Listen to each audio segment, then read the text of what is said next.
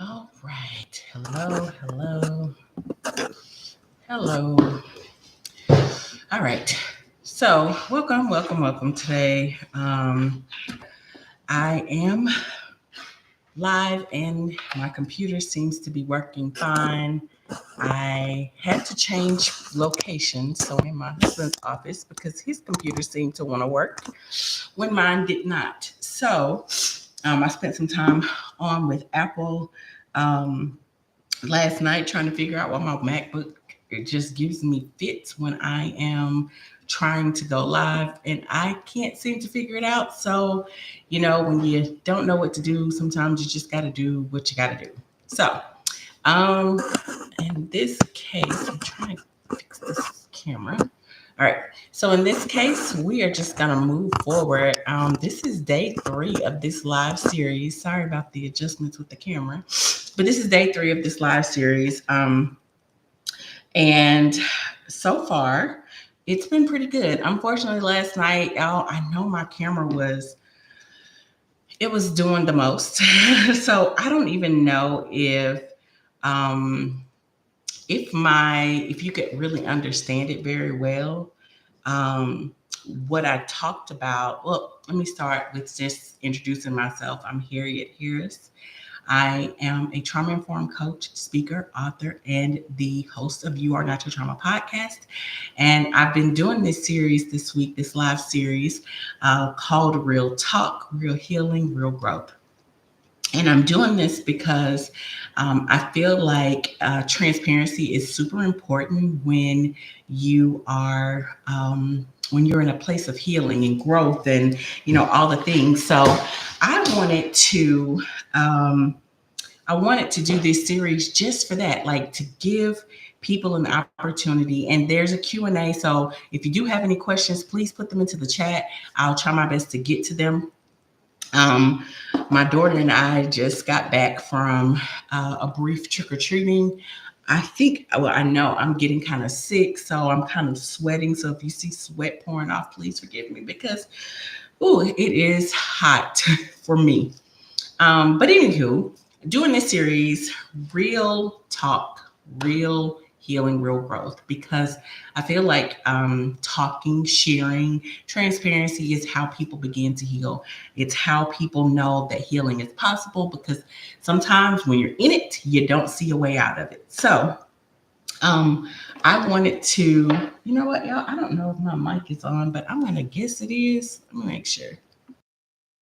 I'm gonna guess it is. I told it to select the mic, but anywho, I don't know. It's not lighting up. But if you are there and you can hear me okay, if you wouldn't mind just dropping something in the chat to let me know, that would be great. But anywho, this series. So night one, we talked about transparency and just why it's important to be transparent. And I answered the question why I feel like um, why what I want people to know about healing. Sorry, I'm getting my nights mixed up. What I want people to know about healing. So I talked about that. You can go back to that video to check that out to the day 1. Last night, like I said, the video was I was having issues with my computer. So the video was a little off, but last night I talked about why it's so important to heal. And tonight, what I want to talk about this evening is why self compassion is key to healing. And let me tell you, I could really go on about this. So sorry, Halloween candy. So I've been doing, and if you want to check this out, I've been doing TikTok lives every morning. I'm doing a check-in challenge because I want people to really focus on checking in with themselves. And so this morning's check-in was about self-kindness because I think, and which is what I shared, we are taught as children to be kind to other people, but we aren't always it isn't really talked about to be kind to yourself. No one tells you, hey, look in the mirror and tell yourself that you're great. Not until people really got into the whole affirmation thing, right? But anyway, but self-compassion. So I talked about that this morning and it led me to think about, as I was kind of thinking about what I want to talk about tonight. Um, is self-compassion. So why that's important is because um, typically it's harder to be kind to ourselves than it is to other people, because like I said, that's what we've been taught most of our lives, right? If you would agree, let me know in the chat, do you agree with that? But I think we have been taught that, it's like, oh, be nice to little Bobby, and share your toys with little Sarah, so we're taught that, right? um but so because we're taught that, we naturally are kind to other people. But um, it's so important to be kind and nice and loving to ourselves. And I learned this through my journey of healing, because what happens is when we aren't treating ourselves, like if we have no compassion, we aren't giving ourselves any grace, we aren't, giving ourselves a break every now and again. We're looking at everything, every mistake that we make, every, decision we make that doesn't turn out the way, we're beating ourselves up. And I'm telling you this from me, right? This is my experience. I made a mistake. I'm like, oh my God, I should have done this. I should have done this. So I'm always doing something wrong, those kind of statements, right? So it's that negativity. But however, if we're more compassionate with ourselves, it helps us to process our emotions, and it reduces self judgment. It also creates a safer space for us to sit with ourselves, because as I mentioned on day one, as we're healing, we have to sit through our stuff. And if we can't go through and sit and process it without like trying to go back and, well, I shouldn't have done this, I shouldn't have done that. Like if we aren't trying to rewrite history, we can't, right? We can't change what has happened. But if we are compassionate enough with ourselves to move forward, we have a better chance of being able to process those things, and it further helps our healing journey. So I think some ways, there are a lot of different ways to practice self-compassion, but one of them is self-care. One of them is self-kindness. And I'm going to hit on self-care really quick. And I have a whole like self-care list. If you're interested in it, you can drop a comment and I can give you that information. But I want to share a little bit about self-care, because I want people to know that self-care isn't selfish. Self-care doesn't have to be fancy. It doesn't have to be expensive. Self-care is literally doing what you need in the moment. If your body says, I need a nap, take a nap. If your body says, or your mind or body says, I don't want to do this, say no to it. Like treating yourself good is, in my definition, self-care, because, bubble baths, nail appointments, massages, all that are nice. Don't get me wrong. But that's not where true self-care is. True self-care is finding ways to connect with yourself, sitting with yourself, being quiet, being still. Those are some ways that you can practice self-care. And they also are some things that you can do as you are healing and you are working through and processing what your experiences were. Right. So I think one misconception for me, at least, is that it felt like healing felt like I had to be perfect. And you don't. It's not. Like healing it's messy. It's a journey. And it's like I mentioned the other night, I'm sorry, my allergies. So if I'm making the funny faces, I'm so sorry. I'm draining. So um but yeah, healing it's not gonna look perfect. It's not gonna feel perfect.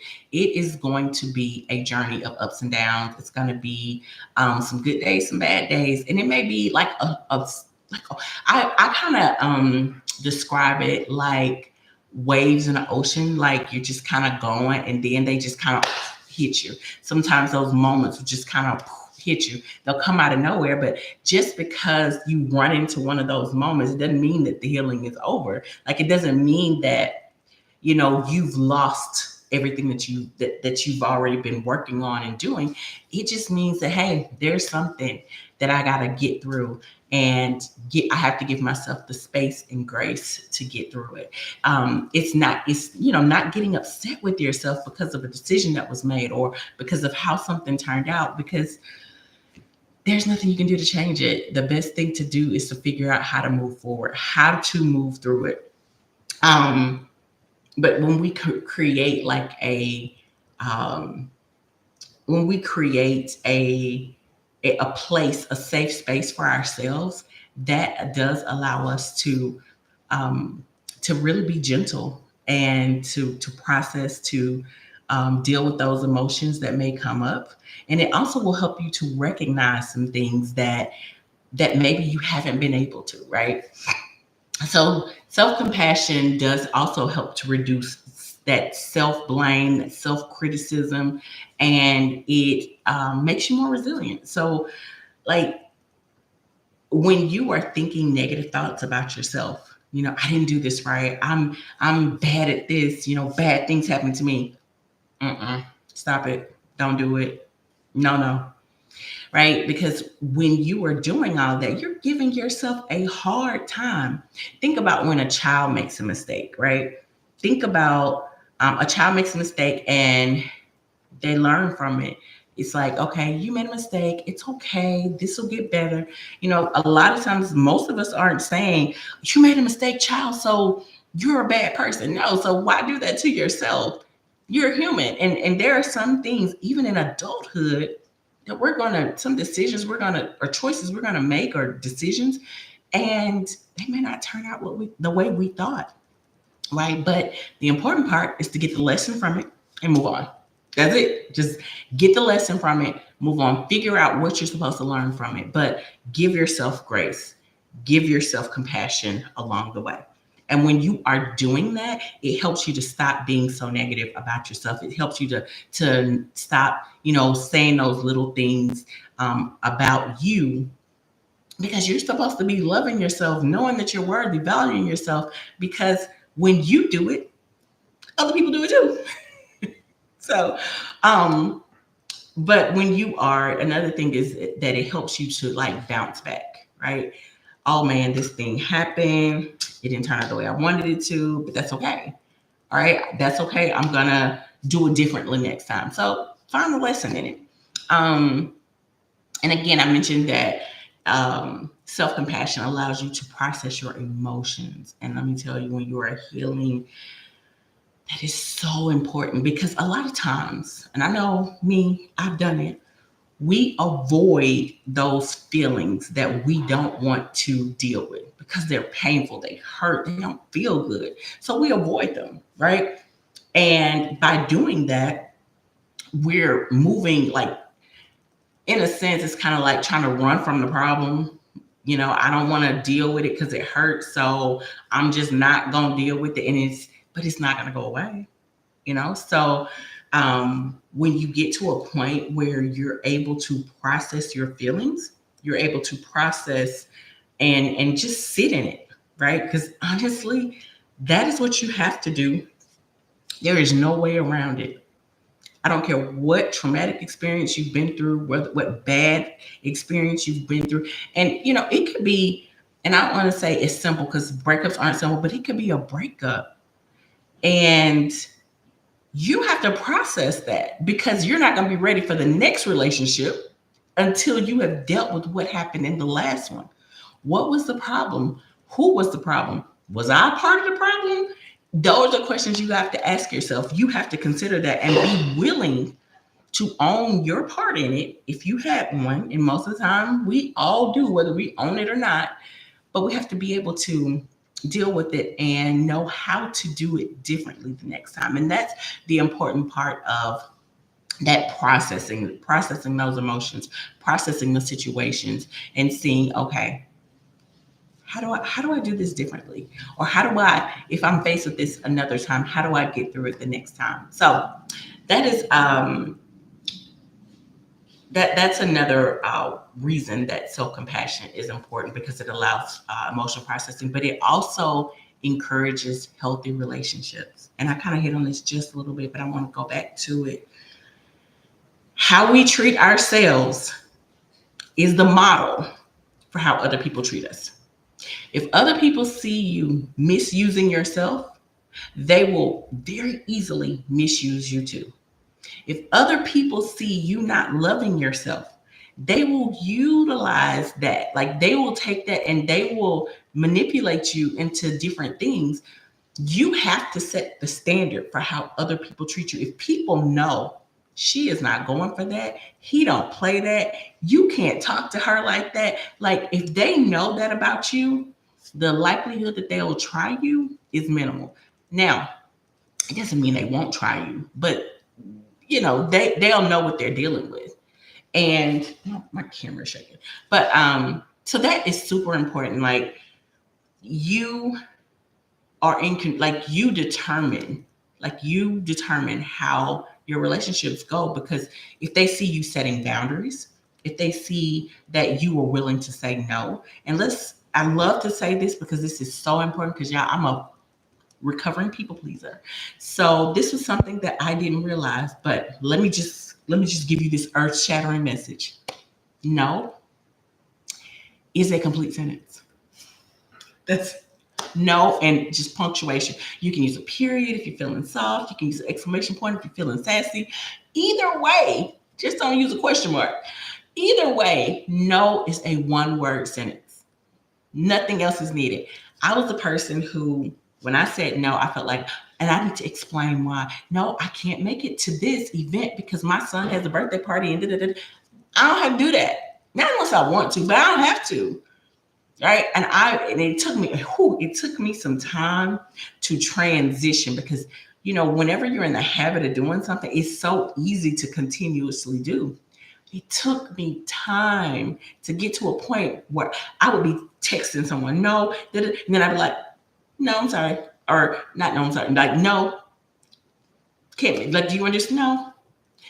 Can you, now, if it's something like, well, can you make, no, I can't make it. Like, and nothing else. But seriously, when it's a yes, no, I can just say no, and that be it. So sometimes when you are, and I got onto that tangent, but I want to go back to my point being, when you say no, when you say yes, when you actually want to say no, you're misusing yourself. When people see that you are a people pleaser, because they know, they can tell, when they see that you're constantly doing and doing and doing and doing, especially if it's not reciprocated.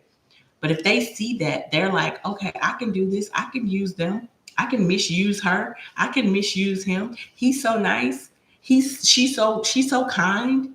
So don't let them take your kindness for weakness. No. But when you are compassionate with yourself, when you are loving yourself, know your worth, know your value, you're able to have healthy relationships, because you know that you need boundaries. You know that you can say no with no problem. You know that you are kind to yourself. You say nice things to yourself. You think good things about yourself. You know that you yourself are worthy. And I'm telling you, these are foundational for healing, because if you don't feel good about yourself, right? If you're still in that mindset of self-blame, of, I'm so wrong, bad things are happening to me, I'm not good enough, I won't get there, I won't make it, I won't, if you're in that thought pattern, there's no way that your journey for healing is going to move forward. That kind of thinking is going to keep you stuck. I'm not saying you won't make some progress, but it'll pull you back really quickly. So, compassion. Be compassionate with you the same way. And someone did this. Someone did this on my podcast. So, I host You Are Not Your Trauma podcast. And if you want me to find the episode and season, drop a question in the chat or comment, and I will gladly find that and share it. But I did an episode with someone who it was on inner child healing, right? Healing your inner child. And one of the things she said was, would you like the negative things that you say or you think about yourself right now today, if you were standing next to your younger self, would you say those things to you? Right?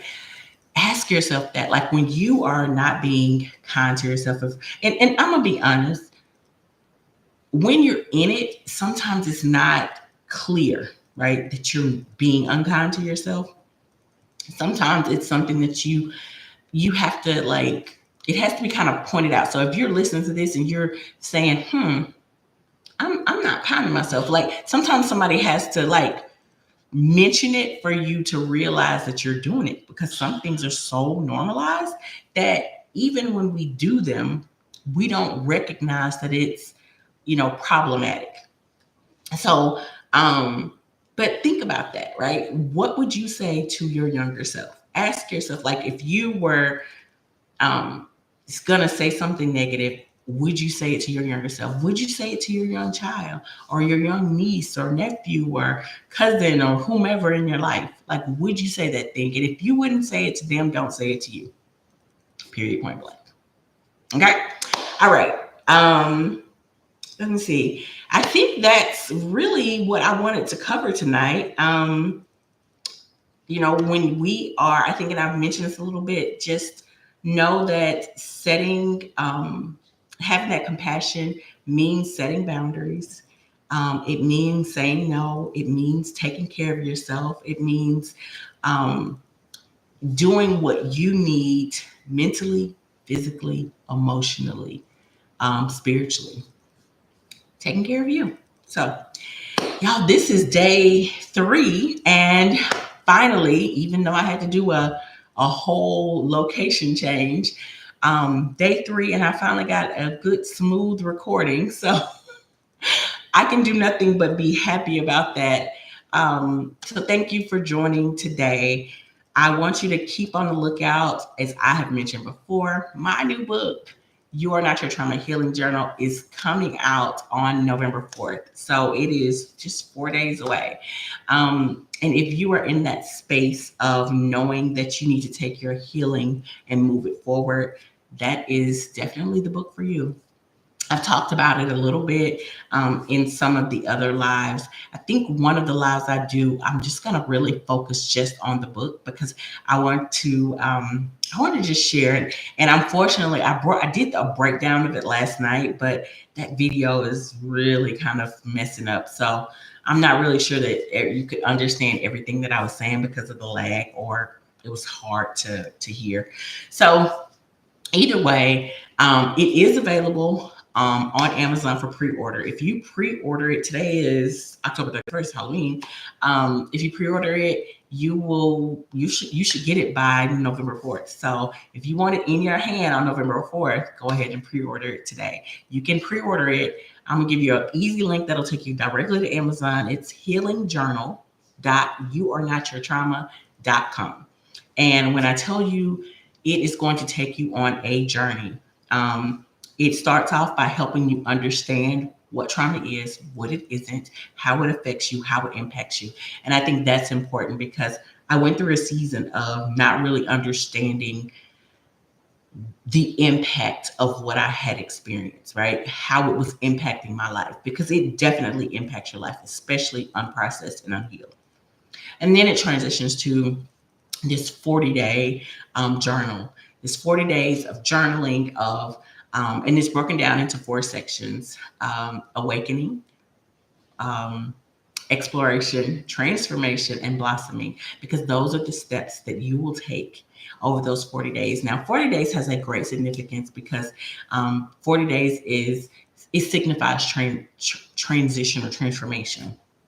And that's what I wanted. That's what I wanted for you. So that's the way I broke it down.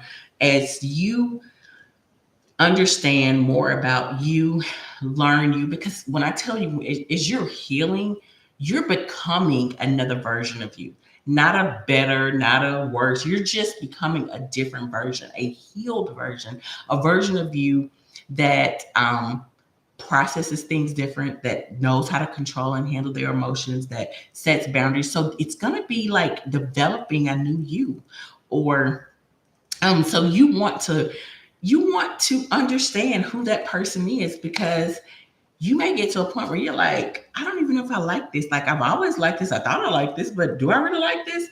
And we're going to dig into that. The journal actually digs into that. So there are guided prompts that take you through, and it helps you to start looking at life beyond the actual, like, beyond like where you have been. Because what I found is you don't think the same as you start to heal. You won't look at the world as life. You won't look at life the same. And so I wanted to guide you through that journey, because I know that it's so beautiful to transition from that hopelessness to a place where you are experiencing those, or you recognize the limitless possibilities that are available to you. So, anywho, the book again, healingjournal.youarenotyourtrauma.com. It is going to be available. And if you have not subscribed yet, go ahead and subscribe, so that you can catch the next video that is going to be dropping on tomorrow. So, thank you so much, guys. For those of you who joined, if you watched the replay, hit replay and drop replay in the chat. I hope you have enjoyed this. If you have questions, even after the fact, drop them in the comments. I will answer them. And if you have some that you want in the Q&A session of the live, then you can send them to me at contact@harrietmharris.com, or you can hit me up on pretty much any social at Harriet M. Harris MBA and ask the question. So, all right, you have a great night, and I hope everyone has all the candy that they need or don't.